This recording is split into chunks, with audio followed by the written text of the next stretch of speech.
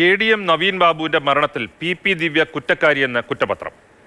Kannur judicial first class magistrate കോടതിയിൽ ഇന്ന് കുറ്റപത്രം സമർപ്പിക്കും. ഫെലിക്സ് വിവരങ്ങളുമായി നമ്മളോടൊപ്പം ചേരുകയാണ്. ഫെലിക്സ്, 5 മാസങ്ങൾക്ക് ശേഷം നവീൻ ബാബു മരിച്ച 5 മാസങ്ങൾക്ക് ശേഷം കുറ്റപത്രം സമർപ്പിക്കുകയാണ്. PP ദിവ്യ മാത്രം ആണ് പ്രതി എന്നുള്ളതാണ് കുറ്റപത്രം സമർത്ഥിക്കുന്നത്. മറ്റെന്തൊക്കെ വിവരങ്ങൾ?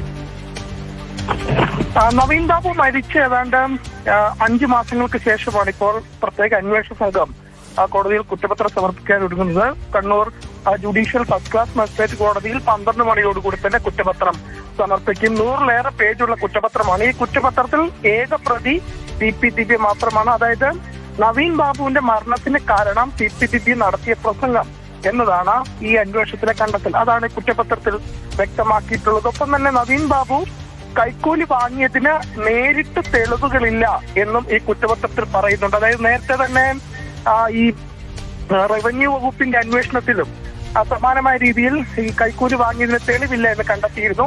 അതേ രീതിയിൽ അതായത് പോലീസ് നടത്തിയ അന്വേഷണത്തിലും നവീൻ ബാബു പ്രശാന്തന്റെ പക്കൽ നിന്നും കൈക്കൂലി വാങ്ങിയതിന് നേരിട്ട് തെളിവുകൾ ലഭിച്ചിട്ടില്ല എന്ന് കണ്ടെത്തിയിട്ടുണ്ട്. പക്ഷെ അതേസമയം ചില സാഹചര്യ തെളിവുകൾ ഈ കുറ്റപത്രത്തിൽ പറയുന്നുമുണ്ട്. അതായത് ഈ പ്രശാന്തനെ നവീൻ ബാബു ഫോൺ വിളിച്ചതിന്റെയും ഒപ്പം ചില CCTV ദൃശ്യങ്ങൾ നേരത്തെ തന്നെ പുറത്തു വന്നതാണ്. CCTV ദൃശ്യങ്ങളും ഒക്കെ ഈ കുറ്റപത്രത്തിൽ പറയുന്നുണ്ട്. ഒപ്പം ഈ നവീൻ ബാബുവിന് കൊടുക്കാനായി എന്ന് പറഞ്ഞ് പ്രശാന്തൻ ഈ കൈക്കൂലി നൽകി എന്ന് പറയുന്ന ദിവസത്തിന് തൊട്ട് തലേ ദിവസം ഈ ബാങ്കിൽ നിന്നും പണയം വെച്ച് പണം എടുത്തതിന്റെ തെളിവുകളടക്കം ഇപ്പോൾ ഈ കുറ്റപത്രത്തിൽ രേഖപ്പെടുത്തിയിട്ടുണ്ട്. ഏതായാലും 82 സാക്ഷിമൊഴികളാണ് രേഖപ്പെടുത്തിയത്.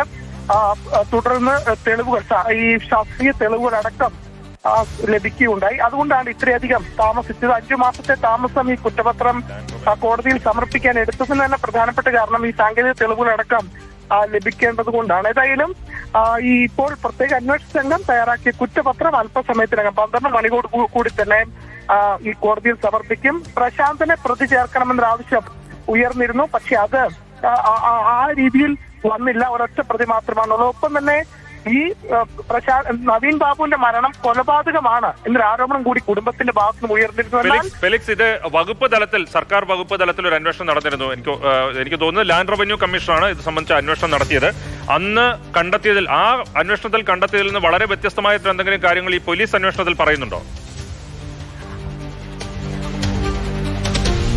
ഏതായാലും ഇപ്പോൾ ഈ കുറ്റപത്രത്തിൽ അതായത് നേരിട്ട് തെളിവുകളില്ല എന്നതാണ്. അതായത് നവീൻ ബാബു ഈ പണം കൈക്കൂലി വാങ്ങിയതിന് നേരിട്ട് തെളിവുകൾ ലഭ്യമല്ല എന്നതാണ് ഈ കുറ്റപത്രത്തിൽ വ്യക്തമാക്കുന്നത്. അതേസമയം ചില സാഹചര്യ തെളിവുകൾ ഈ കുറ്റപത്രത്തിൽ പറയുന്നുണ്ട്. കുറ്റപത്രം സമർപ്പിച്ചാൽ മാത്രമായിരിക്കും കൂടുതൽ വിശദാംശങ്ങൾ നമുക്ക് ലഭ്യമാകുകയുള്ളൂ.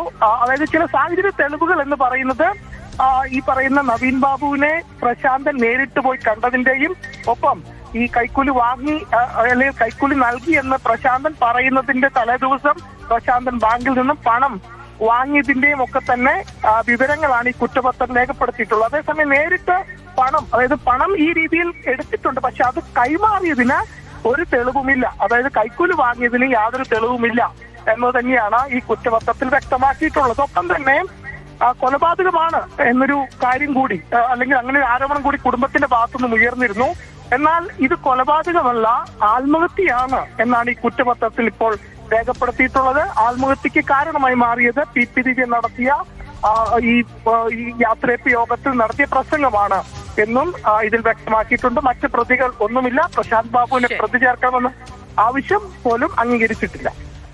ആത്മഹത്യാ പ്രേരണ കുറ്റം തെളിയിക്കുക എന്ന് പറയുന്നത് വലിയ ബുദ്ധിമുട്ടുള്ള ഒരു വകുപ്പാണ്. അത് ചുമത്താമെന്നല്ലാതെ അതിൽ കുറ്റം തെളിയിക്കുക, ശിക്ഷ വാങ്ങിക്കൊടുക്കുക എന്നുള്ളതൊക്കെ അത്ര എളുപ്പമുള്ളൊരു കാര്യമല്ല. എന്തായാലും പോലീസ് കുറ്റപത്രം സമർപ്പിക്കുകയാണ്.